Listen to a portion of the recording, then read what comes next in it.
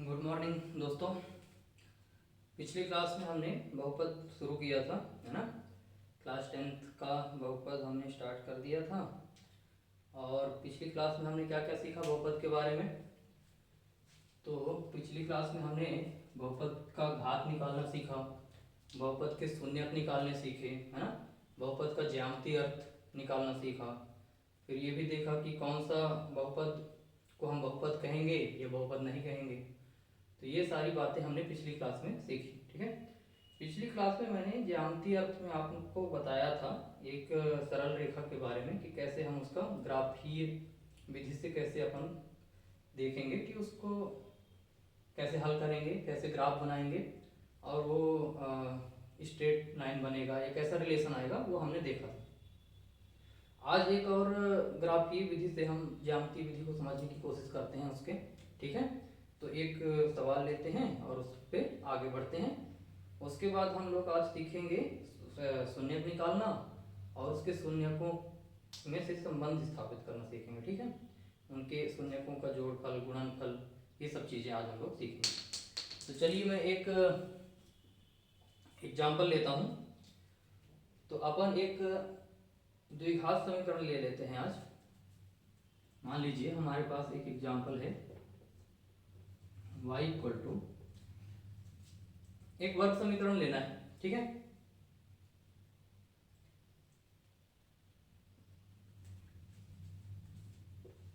X square minus 3x minus 4। मान लेते हैं हमारे पास एक ये द्विघात समीकरण है, वर्ग समीकरण है, एक बहुपद है जिसका हमको क्या करना है, ग्राफ बनाना है, ठीक है। और ग्राफ की मदद से देखना है कि इसका वक्र कैसा रहेगा। तो सबसे पहले क्या करेंगे मैंने आपको पिछली बार भी बताया था, यहाँ पे हम क्या करेंगे, x का भिन्न भिन्न मानों पर इसके y के मान निकालेंगे, ठीक है। y कहो या इसी को हम px भी कह सकते हैं, p ऑफ x का बहुपद है ये।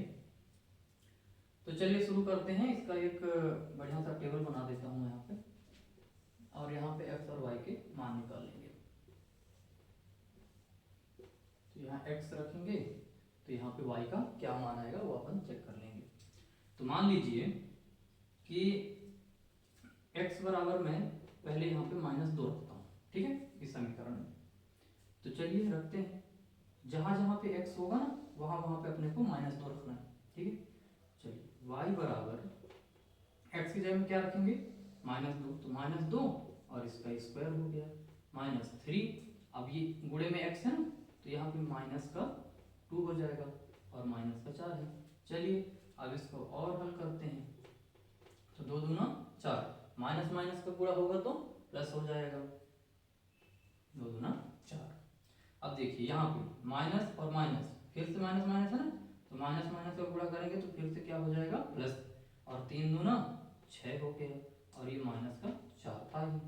अब देखिए 4 में से ये 4 कैंसिल हो गई है ना, तो बचा क्या, केवल 6।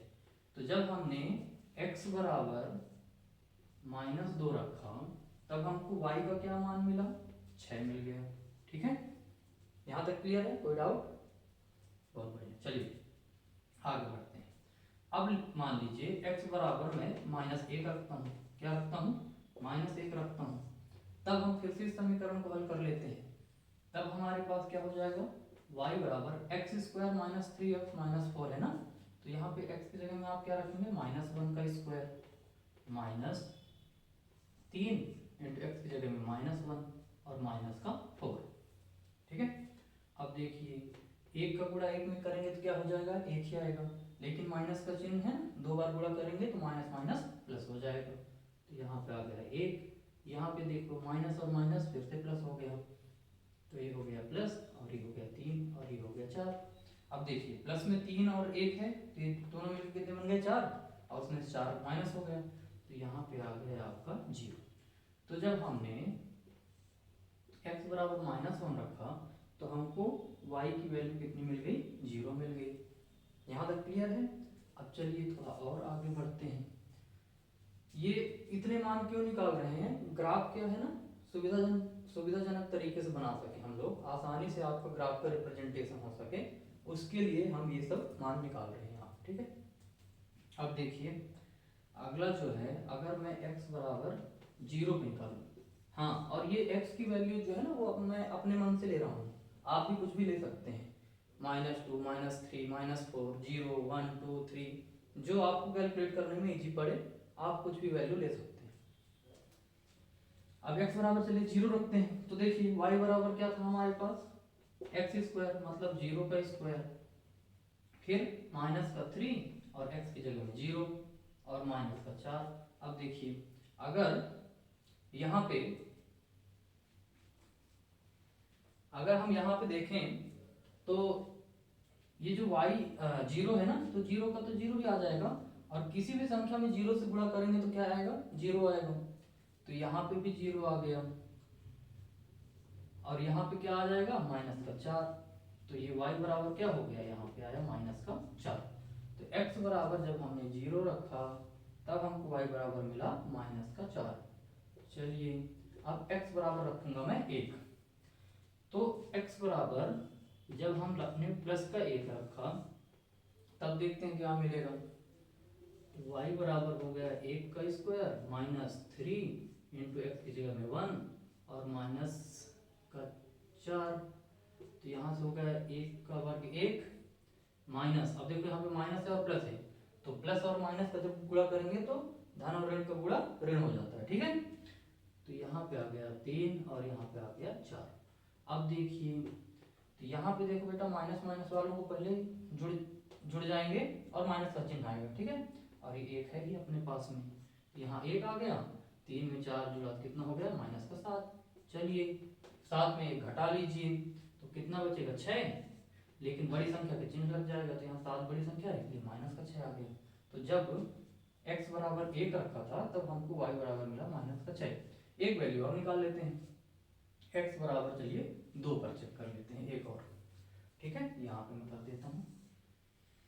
तो जब हमने x बराबर 2 रखा, ठीक है, तो देखेंगे यहाँ पे y का मान क्या आएगा।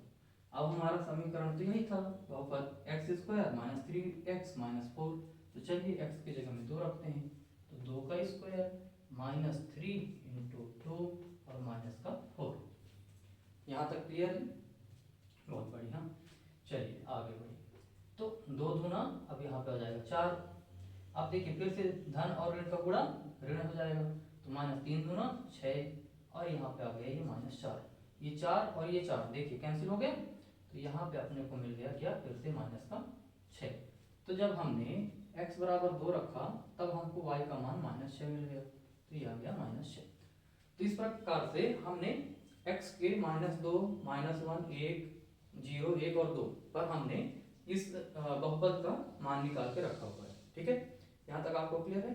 अब इस टेबल की मदद से मैं एक ग्राफ बनाऊंगा और उस ग्राफ से देखेंगे कि ये जो बहुपद है इसका नेचर कैसा है, इसका ग्राफ बनता कैसे है, ठीक है। चलिए मैं ये मिटा देता हूँ, आप इसको नोट कर लेना, ठीक है।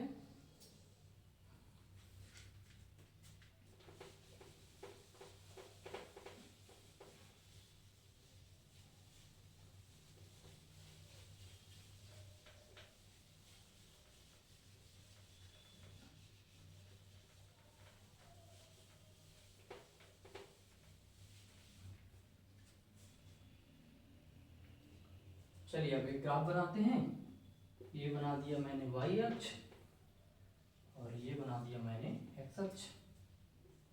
तो इधर x की वैल्यू जो होगी वो पॉजिटिव होगी, इधर x की वैल्यू नेगेटिव होगी, इधर y पॉजिटिव होगा और इधर y का वैल्यू नेगेटिव होगी, ठीक है। चलिए ये हो गया मूल बिंदु 0। अब यहाँ से थोड़े थोड़े डिस्टेंस पे बना लेता हूँ मैं, 1 2 3 4 5 6, यहाँ y में ऊपर बढ़ जाते हैं ऐसे ही 1 2 3 4 5 और ये 6, ऐसे ही इधर आ जाते हैं 1, लेकिन माइनस में रहेंगे समय, -2 -3 -4 -5 -6। देखिए एक रफ डायग्राम है, जब आप इसको ग्राफ पेपर की मदद से बनाएंगे ना तो आपको एकदम एग्जैक्ट इसके पॉइंट्स मिलेंगे, बिंदु कहाँ पे ड्रॉप करना है, कहाँ पे दर्शाना है, वो सब आपको एकदम क्लियर कट मिलेगा और आपकी ग्राफ जो है ना बढ़िया से बनेगी। यहाँ पे हम रफ समझ लेते हैं एक आइडिया के लिए। तो यहाँ पे -1, -2, -3, -4, -5, चलिए ऐसा अपना ग्राफ एक कोऑर्डिनेट बना लिए मैंने। अब चलिए इसमें ना इन बिंदुओं को लिखते हैं। तो ये बिंदु जैसे क्या क्या है देखो, -2 और 6 हो गया एक बिंदु। फिर क्या है हमारे पास में -1 और 0। ठीक है, ये जो लिखते हैं ना बेटा, ये जो ब्रैकेट में अपन लिख रहे हैं इसमें x का निर्देशांक और ये y का निर्देशांक हम लोग लिख रहे हैं। तो x वाले को बोलते हैं भुज और y को बोलते हैं कोटि। ठीक है, ये है भुज और ये है कोटि।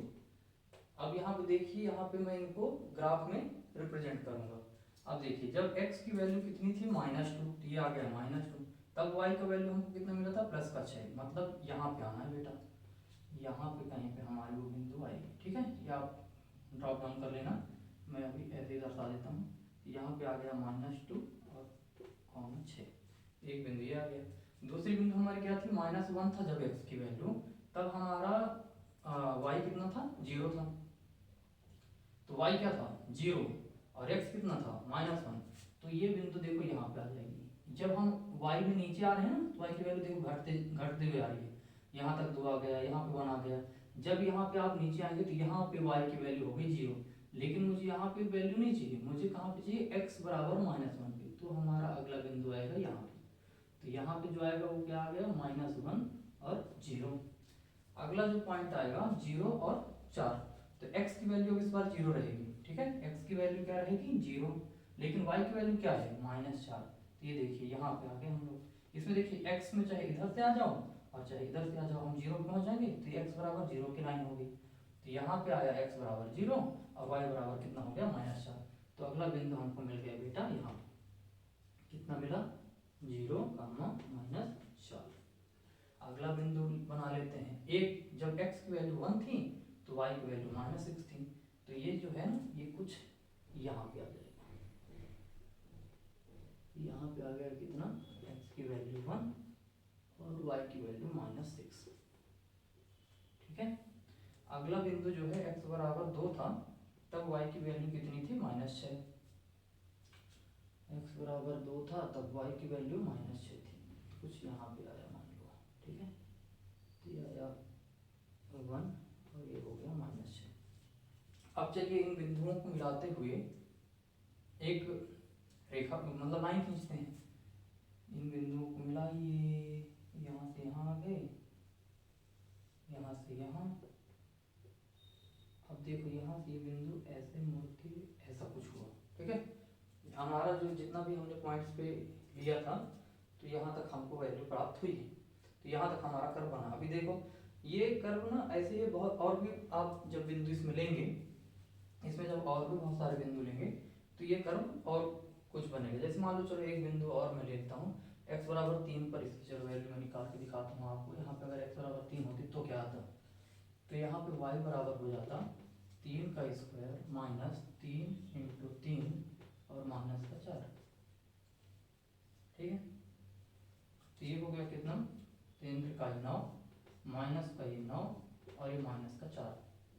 ये 9 9 तो कैंसिल आउट हो गया, बचा कितना -4। तो ये बिंदु यहाँ पे कितना है -4। तो जब हम x में 3 गए थे तो y की बिंदु हमको मिली थी -4। तो मान लो कुछ यहाँ पे मिल रही है। ठीक है, तो देखो ये कर्व क्या हुआ, यहाँ से ऐसे मुड़ गया। ठीक है, तो ये कर्व ना आगे और आप जब लेंगे, मान लो चलो एक बिंदु और दिखा देता हूँ मैं आपको। जब हमने इसको मिटा देता हूँ,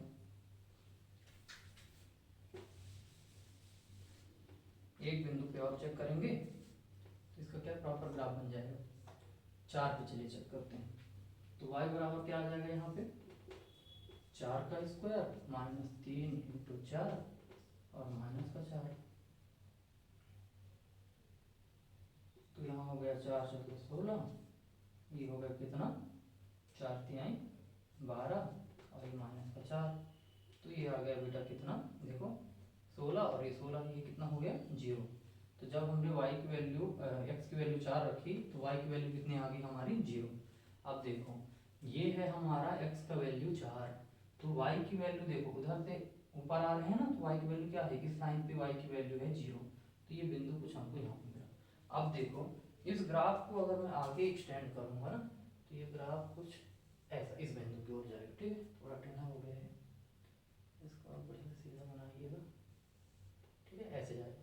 और इसी ग्राफ को जब आगे एक्सटेंड करेंगे ना और इसके कुछ बिंदुओं पे चेक करेंगे तो कुछ कर्व ऐसा बनता हुआ दिखेगा आपको। ठीक है, तो देखिए ये जो है ना y equal to X square minus 3x minus 4, ये जो भी था इसका जब हमने पूरा प्रॉपर हल किया, 6-7 बिंदुओं पे चेक किया, तब जाके इस ग्राफ का कुछ कर्व समझ में हमको आ रहा है। ठीक है, अब देखिए इस ग्राफ की मदद से हमको क्या है शून्य भी पता चलते थे कि ये जो बहुपद है x का, वो x अक्ष को कितनी जगह पे कट कर रहा है, उससे उसका शून्य मिलेगा। तो ये देखिए x अक्ष को एक तो इस बिंदु पर कट कर रहा है और एक इस बिंदु पर कट कर रहा है, तो इसके कितने शून्यक हो गए, 2 शून्यक हो गए। कितने घात का समीकरण है, 2 घात का समीकरण है। तो हमने पहले भी डिस्कस किया था ना, जितने घात का समीकरण होगा अधिकतम उतने ही शून्यक मिलेंगे। तो यहाँ पे देखिए इससे हमने पता कर लिया कि यहाँ पे इसके कितने शून्यक होंगे, 2 शून्यक होंगे। ठीक है, तो कोई भी बहुपद है उसका आप इस तरह से ग्राफ बना सकते हैं और उसके शून्यक निकाल सकते हैं कि कितने शून्यक होंगे। और शून्यक क्या क्या है वो भी आपको पता चल गया है ना, एक ये बिंदु है और एक ये बिंदु है। मतलब x बराबर 1 हो गया -1 और x बराबर 1 हो गया 4। तो ये दो इसके शून्यक हैं। तो ये ग्राफ की विधि हो गया।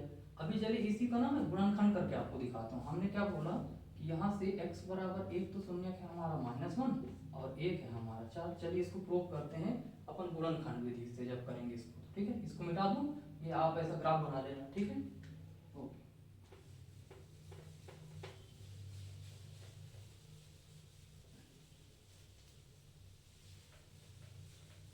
ऐसे ही आप कितने भी घात का जो समीकरण रहेगा ना बहुपद रहेगा, 2 घात का है, 3 घात का है, 4 घात का है, उसके भी आप ग्राफ बना के शून्यकों की संख्या निकाल सकते हैं। ठीक है, चलिए अब मैं इसका ना गुणनखंड करके आपको दिखाता हूँ।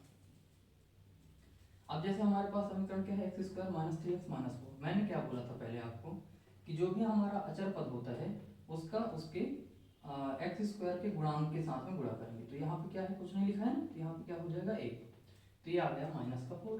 ठीक, अब इसका हम क्या करेंगे, गुणनखंड कर लेंगे। गुणनखंड करने में देखो क्या मिला हमको, 2 मिला, तो 2 से हमने 1 करा, तो चलो इसको माइनस इन बाद में अपन कर लेंगे 2, तो ये आ गया 1। तो इसके गुणनखंड क्या है, 2 गुणे 2 ऐसा कुछ। ठीक है, अब देखिए इसका जो बीच वाला ये पद है ना, इसको हमको 2 टुकड़ों में विभाजित करना है। ऐसा विभाजित करना है कि गुणा करने पर -4 आ जाए और उन दोनों को जोड़ने या घटाने पर कितना आ जाना चाहिए, -3 आ जाना चाहिए। अब देखिए 2 का गुणा अगर मैं 2 में करूंगा तो 2 दूना 4, 4 तो आ गया है ना, लेकिन क्या 2 को 2 में जोड़ोगे तो 3 आएगा, नहीं आएगा। 2 को 2 में घटाओगे तो 3 आएगा, नहीं आएगा। मतलब ऐसा फैक्टर हम नहीं, इसको ऐसे 2 टुकड़ों में नहीं तोड़ सकते हैं। अब क्या करते हैं, इसमें देखो 1 भी है ना, तो इन दोनों को 4 कर देता हूँ और 1 ले लेता हूँ, 4 और 1, तो 4 को गुणा 1 में करोगे तो 4 आ जाएगा, हाँ आ जाएगा। 4 में 1 घटाएंगे तो 3 आ जाएगा, आ जाएगा। मतलब इसके 2 टुकड़े क्या क्या होंगे, 4 और 1।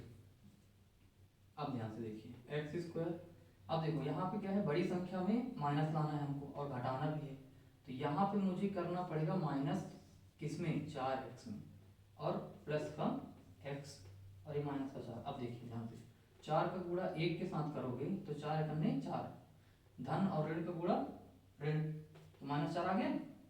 अब 4x में 1x घटेगा तो कितना आएगा, 3x, और बड़ी संख्या की चिन्ह 3x। तो ऐसा इसको अपन तोड़ सकते हैं, बराबर। अब देखिए इन दो पदों में कुछ कॉमन दिख रहा है आपको, x, तो यहाँ पे आ गया x -4। यहाँ पे क्या कॉमन दिख रहा है, 1, तो यहाँ पे भी आ गया कितना, x -4। 1 लोगे ना तो x -4 ही बचेगा। अब देखो दोनों ब्रैकेट भी सेम है। गुणनखंड में ना ये भी मतलब अगर आप गलती कुछ कर रहे हैं तो ये भी ध्यान दीजिएगा कि आपके दोनों ब्रैकेट सेम नहीं आएंगे फिर। तो ये दोनों ब्रैकेट अगर सेम है हमारे तो मतलब हमारा आगे तक ठीक चल रहा है। तो यहाँ पे आ गया x -4, देखो इस पूरे समीकरण को देखो, यहाँ से x -4 कॉमन मिल गया हमको। अब क्या बचा, यहाँ से x -4 निकल गया तो यहाँ बचा कितना, x, और यहाँ पे बचा प्लस का 1। ये हो गया गुणनखंड। अब इनके शून्यक निकालने हैं, इनको अलग अलग करके 0 कर लो। जब हम x -4 बराबर 0 करेंगे तो यहाँ से हमको क्या मिल जाएगा, x बराबर 4। पता बताया था ना आपको, बराबर को उस तरफ ले जाना है तो चिन्ह क्या है, बदल जाती है। यहाँ पे माइनस था तो उस तरफ क्या हो गया, प्लस हो गया। और जब x प्लस एक बराबर आप 0 करेंगे तो यहाँ से क्या हो जाएगा, x बराबर -1। ठीक है, ये देखो ये दोनों जो है ना, ये दोनों आपके हल हो गए। यहाँ तक क्लियर है। अब देखिए हमने जब ग्राफ से निकाला था ना, तब भी हमारा क्या आया था, इसके हल -1 और 4 ही आए थे। यहाँ पे भी देखिए इसके हल ये शून्य क्या है, -1 और 4 ही। ठीक है, अब इनके शून्यकों का हम लोगों को संबंध देखना है कि कैसे संबंध होते हैं। तो चलो मैं इनके शून्यकों को आपको ना जोड़ना और गुणनफल करके दिखाता हूँ, और इस समीकरण से चेक कर लेंगे कि वो कैसे आता है। तो अगर मैं इसके शून्यकों को जोड़ दूं, शून्यकों को का योगफल, तो योगफल कैसे करेंगे, चलिए 4 और इसमें से जोड़ देंगे किसको, 1 को। अब आप बोलेंगे घटा रहे हैं, तो चलो भाई ऐसे लिख देते हैं, 4 प्लस -1, ये दोनों को जोड़ दिया। अब क्या हुआ, 4 और प्लस माइनस थोड़ा -1, तो वहीं पहुंच गया ना। तो बोलिए यहाँ पे कितना है, 3 आ गया। अब देखो ये जो 3 है ना, तो ये कैसा दिख रहा है कुछ आपको, शून्यकों का योगफल, यहाँ पे भी 3 दिख रहा है आपको, तो शून्यकों का, लेकिन ये प्लस में आया है, यहाँ पे कैसा है, माइनस है, तो यहाँ पे हो जाएगा कैसा, -x का गुणांक,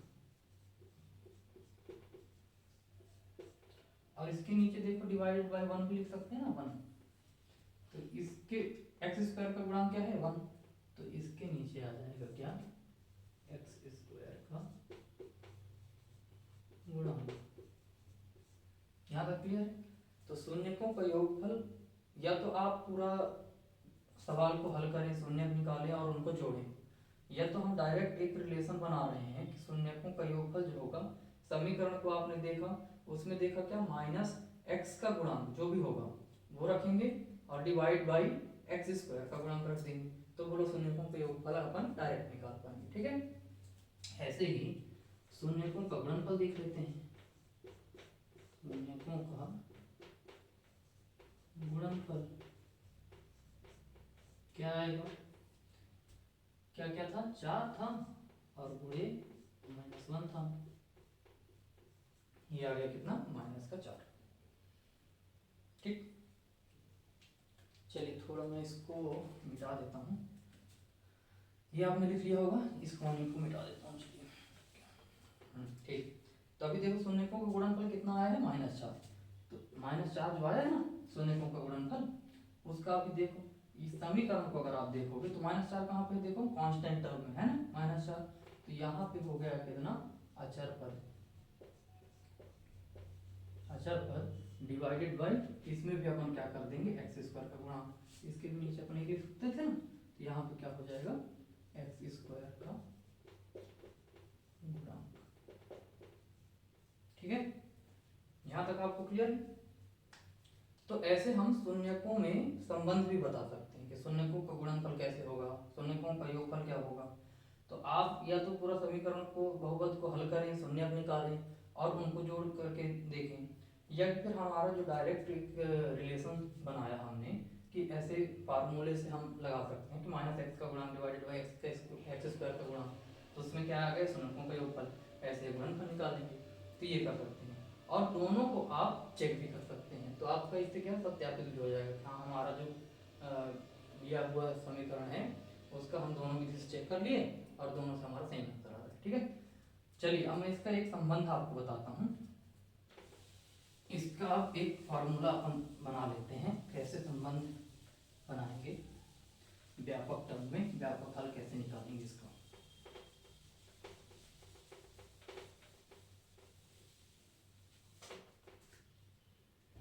देखिए मान लीजिए मेरे पास एक व्यापक समीकरण है, ax² plus bx plus c बराबर 0, और इसके दो शून्यक होंगे, क्यों, क्योंकि ये वर्ग समीकरण है, द्विघात समीकरण है ना, घात इसकी x की सबसे बड़ी घात कितनी है, 2, तो ये द्विघात समीकरण होगा। मान लेता हूँ कि इसका जो हमारा शून्यक है वो अल्फा और बीटा है। ठीक है, दो शून्यक हैं अल्फा और बीटा, ये ग्रीक शब्द है, अल्फा बीटा के रूप में हम लोग मान रहे हैं इनके शून्यकों को। अब देखिए ध्यान से, अगर इसके हल जो हैं वो अल्फा और बीटा हैं तो हम A X square plus B X plus C, अभी हम लोग कैसे शून्य निकाल रहे थे ना, तो मान लीजिए यहाँ पे कोई कांस्टेंट आ जाएगा और इसके शून्य कैसे निकाल रहे थे, अगर ये अल्फा और बीटा इसके हल हैं तो x माइनस अल्फा और x माइनस बीटा, ऐसा लिख सकते हैं कि नहीं लिख सकते हैं, है ना।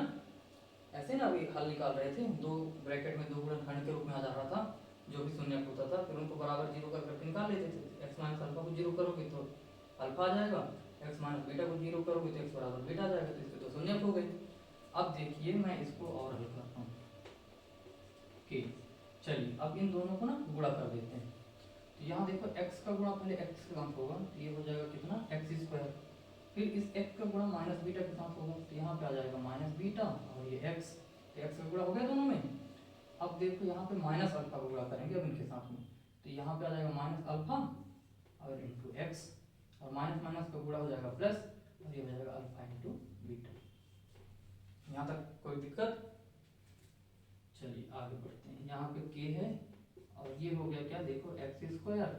अब देखो इसमें और इसमें x कॉमन है तो मैं क्या करता हूँ, यहाँ से माइनस का x कॉमन ले लूँगा, ठीक है। तो माइनस हो गया कितना अल्फा और प्लस बीटा, और यहाँ आ गया कॉमन क्या x आ गया, माइनस भी आ गया और अल्फा बीटा अंदर रह गया और बाहर आ गया क्या x, और यहाँ पे आ गया क्या अल्फा इंटू बीटा। यहाँ तक क्लियर है?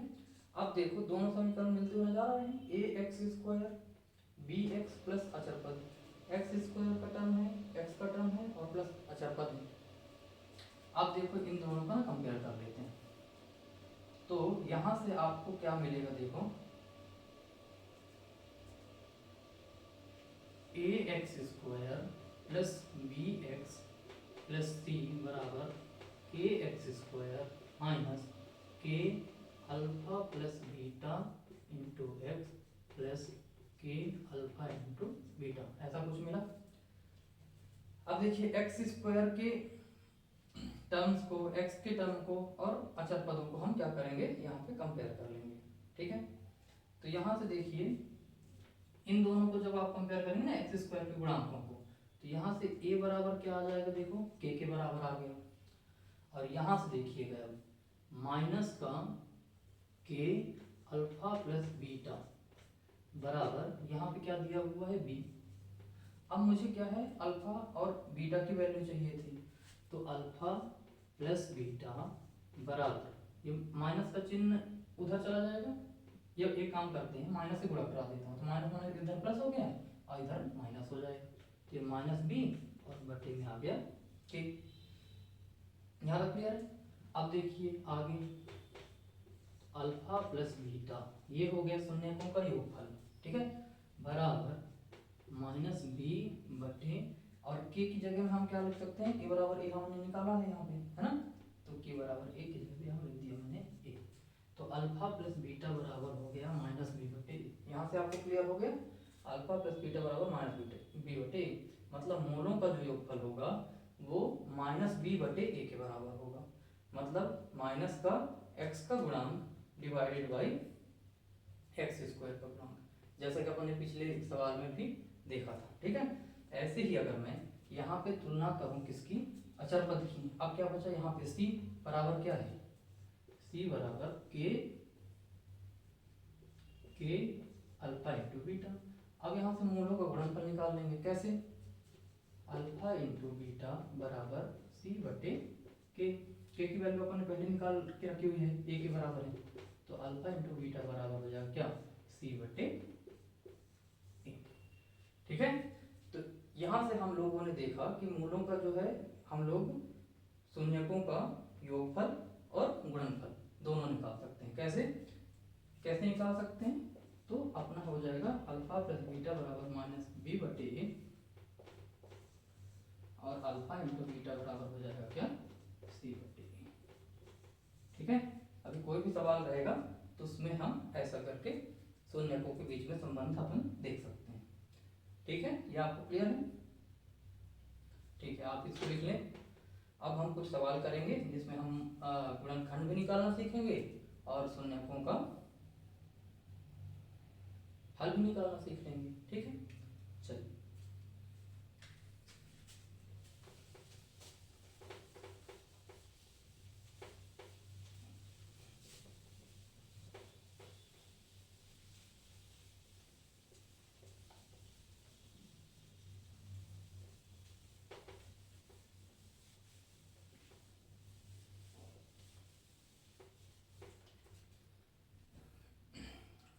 अगर मान लीजिए हमारे पास यही ना 3 घात का बहुपद होता, त्रिघात बहुपद होता, तो वो कुछ ऐसा दिखता। कैसा रहता वो 3 घात का पॉलिनोमियल, ए एक्स की पावर 3 प्लस बी एक्स का स्क्वायर प्लस सी एक्स और प्लस डी, ठीक है, इस तरह कुछ होता। ठीक है, तो इसमें देखो बहुपद की जो अधिकतम घात है वो कितनी है, 3। तो ये हो गया त्रिघात बहुपद। इसके 3 हल लिख लेंगे। कितने शून्यक होंगे, 3 शून्यक। तो यहाँ पे मान लेता हूँ इसके 3 शून्यक क्या क्या हैं, अल्फा बीटा और गामा, ये 3 शून्यक होंगे इसके। ठीक है, अभी हमने जैसे दो घात बहुपद में देखा ना संबंध, वैसे इनमें भी संबंध होगा। तो इसमें संबंध मैं लिखवा देता हूँ आपका। ये आपके क्लास 10th में परीक्षा के दृष्टिकोण से उतना महत्वपूर्ण नहीं है, लेकिन आपके नॉलेज में होना चाहिए, आपकी जानकारी में होना चाहिए। अभी देखिए जैसे 3 शून्यक हैं, तो ये तीनों इसको क्या करेंगे, सेटिस्फाई करेंगे।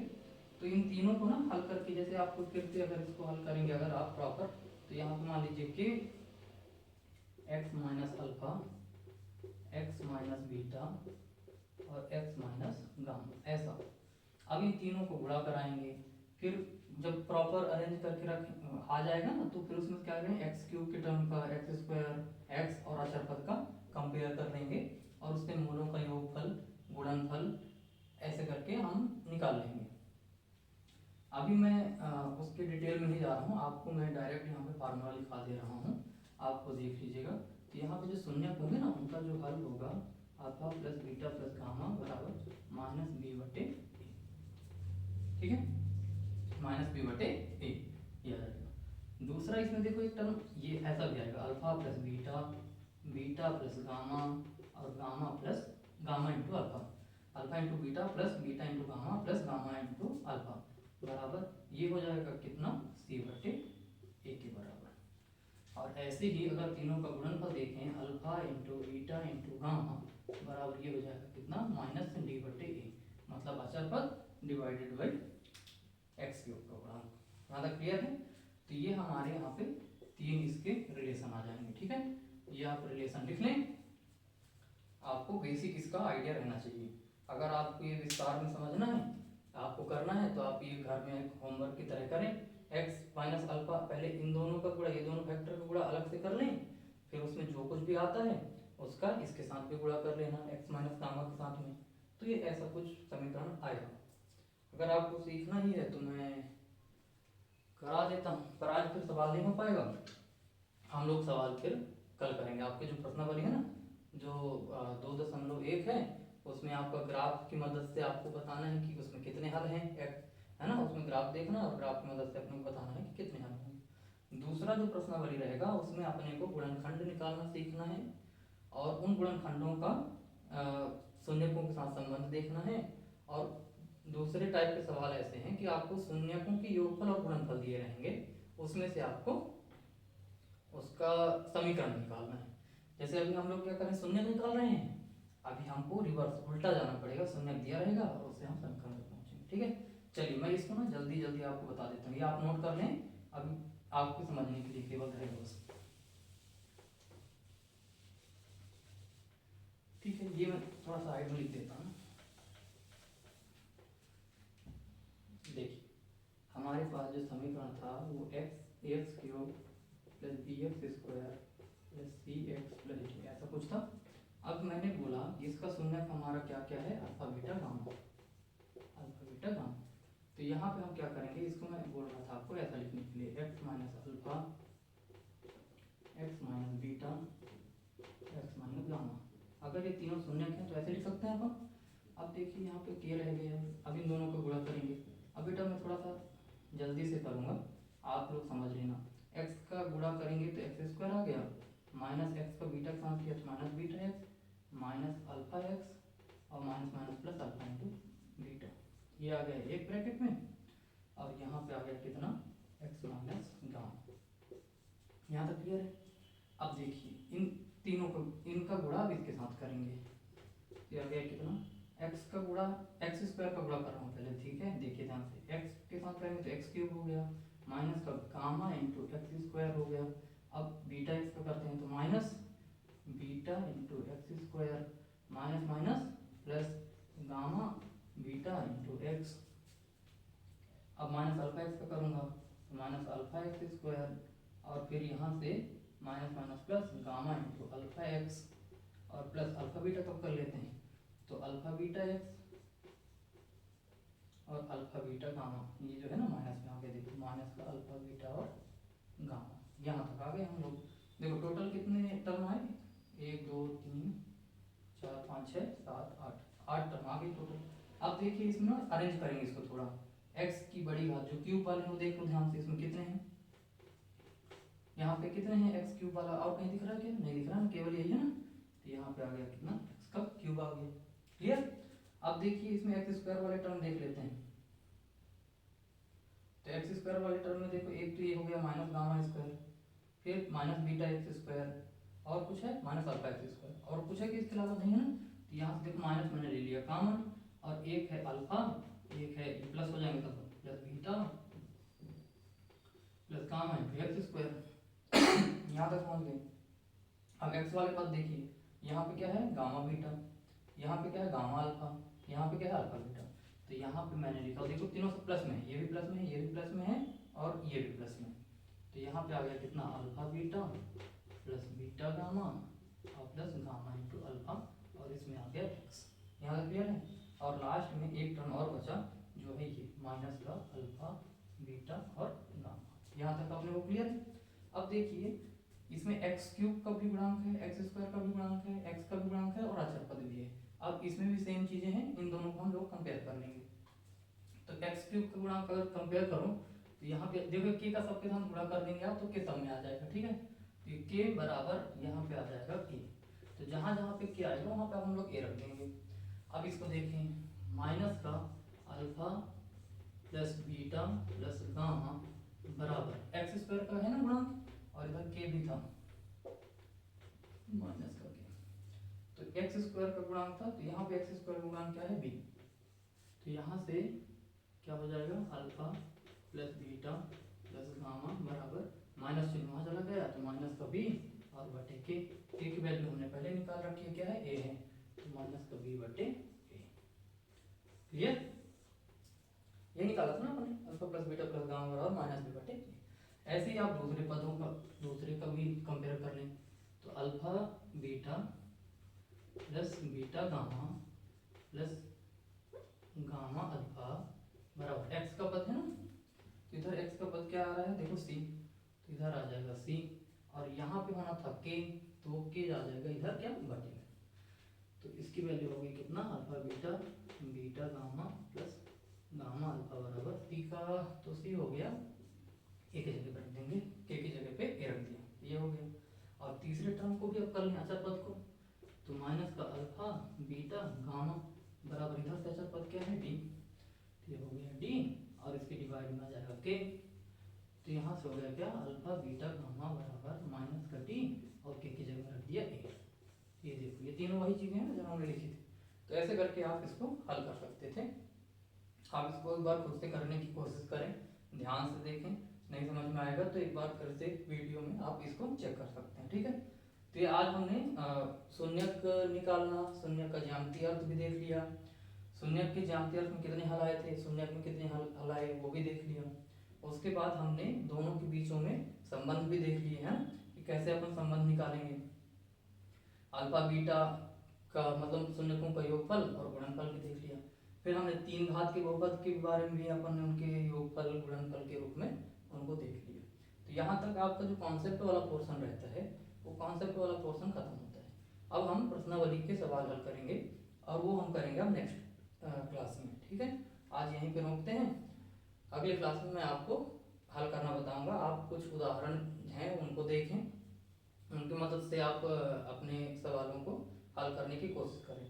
आपको मैं कुछ बेसिक से एक दो फार्मूले बता देता हूँ, ये आप लोग लिख लेना, ठीक है।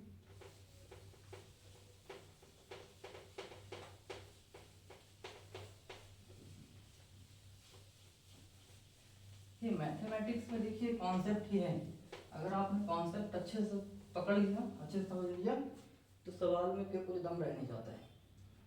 अभी जैसे हमको अगले प्रश्नावली में ना कुछ बेसिक फार्मूले आएंगे, वो अपन यहाँ पे मैं लिख देता हूँ, आप लोग उसको याद कर लें।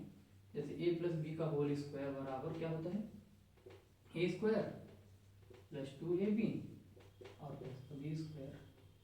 ठीक है, कुछ नहीं है, ए प्लस बी गुणे ए प्लस बी, ऐसे दो बार करके अभी जैसा अपन गुणा कर रहे थे ना वैसे ही गुणा करके आप अरेंज करेंगे तो ऐसे ही पहुंच जाएंगे यहीं पे। सवाल है, इसको हल करके रखा हुआ है ताकि आपको बार बार ना करना पड़े और आसानी से आप वहां तक पहुंच सकें। ए माइनस बी का होल स्क्वायर अगर आए तो क्या हो जाएगा, ए स्क्वायर माइनस 2ab और प्लस का बी स्क्वायर। और सबसे महत्वपूर्ण बेटा देखो ये वाला जो है ना, ए स्क्वायर माइनस बी स्क्वायर, इस प्रकार के सवाल आपको बहुत सारे देखने को मिलेंगे। तो ये हो जाएगा क्या, ए प्लस बी और ए माइनस बी, ये याद रखने। ये वाला जो है ना, ये डायरेक्ट हम लोग यूज करेंगे। कैसे, हमको इस टाइप में कोई समीकरण या सवाल या कोई बहुपद दिया रहेगा, उसके बोलेंगे शून्यक निकालो, तो अपन डायरेक्ट क्या है, ए प्लस बी ए माइनस बी ऐसे ब्रैकेट के रूप में जाएगा, हमको जीरो करके अपन वहां से शून्यक निकाल सकते हैं। तो ये जो तीन फार्मूले हैं आपके इस प्रश्नावली में काम आएंगे। ठीक है, तो आप ये भी नोट कर लें और आज यहीं पे समाप्त करते हैं। अगली क्लास में हम लोग इसके प्रश्नावली के सवालों को हल करेंगे। ठीक है, चलिए, ओके, थैंक यू।